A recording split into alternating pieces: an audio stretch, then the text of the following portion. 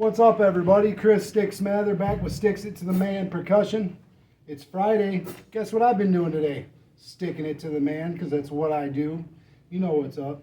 So anyway, today for this Friday's lesson, as I normally try to get these done quickly, usually 5 minutes or less, this one might be a little bit longer than that.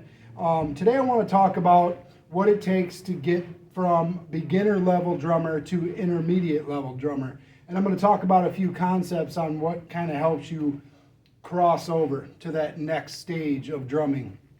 So the first one is going to be dynamics.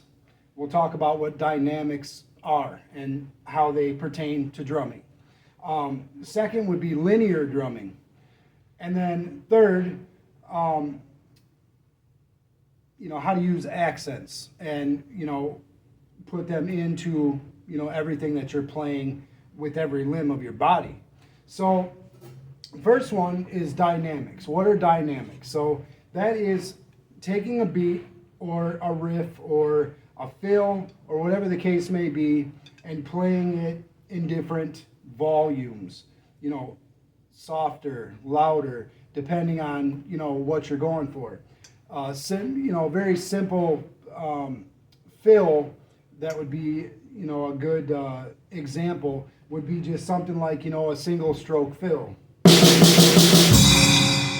So that would be a single stroke fill, just playing it as it is. But if you add some dynamics, it could sound a little more like this.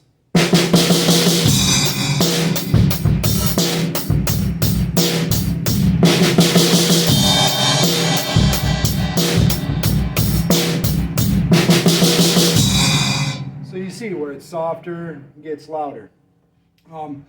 Another way to show dynamics is when you're playing a beat and you're using ghost notes.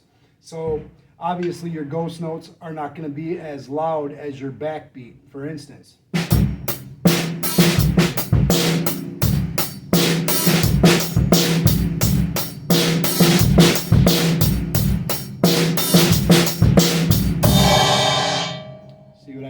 Ghost notes, are softer and then louder on your backbeat.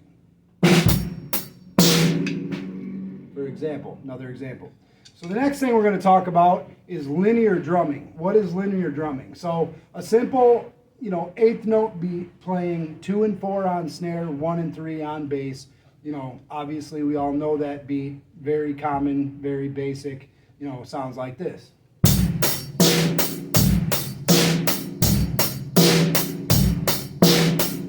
So a simple example of linear drumming is where no note in your beat is going to hit at the same time. So if I'm playing that same beat, but I'm playing in a linear fashion, it would look something more like this.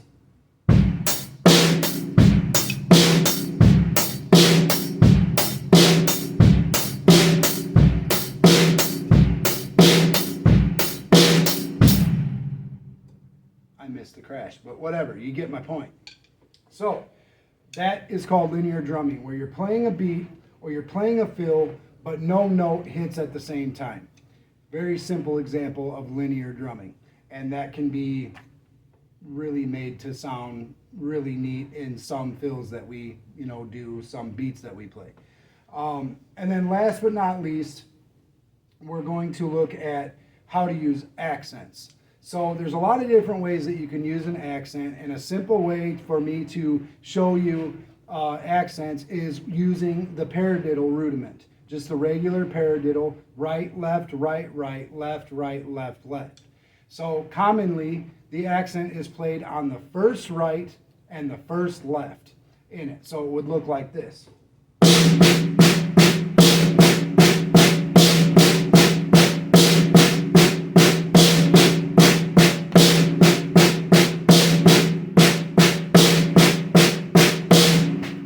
Simple way to kind of show an accent. Another way is if you're playing sort of a spangling kind of a groove, on whether you're playing on hi-hat or ride, either way, is for instance, if I'm just playing a simple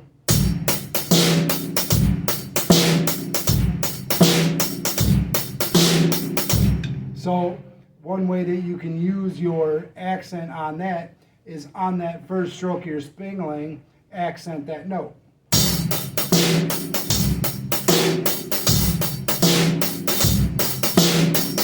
You can also use your hi-hat foot pedal to use accents by, opening them up on certain parts of the beat, which would sound something like this.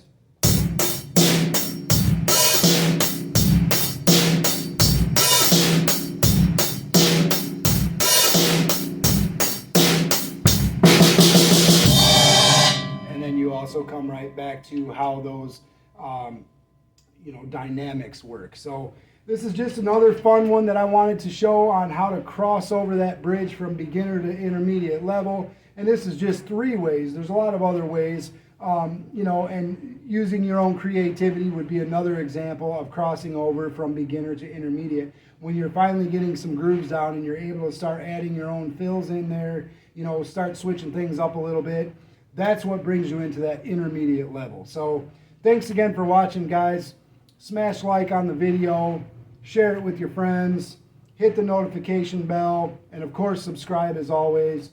Check out my Facebook page, Sticks It to the Man Percussion, and we will see you next Friday for another one. As always, thanks for watching, guys. Have a good weekend.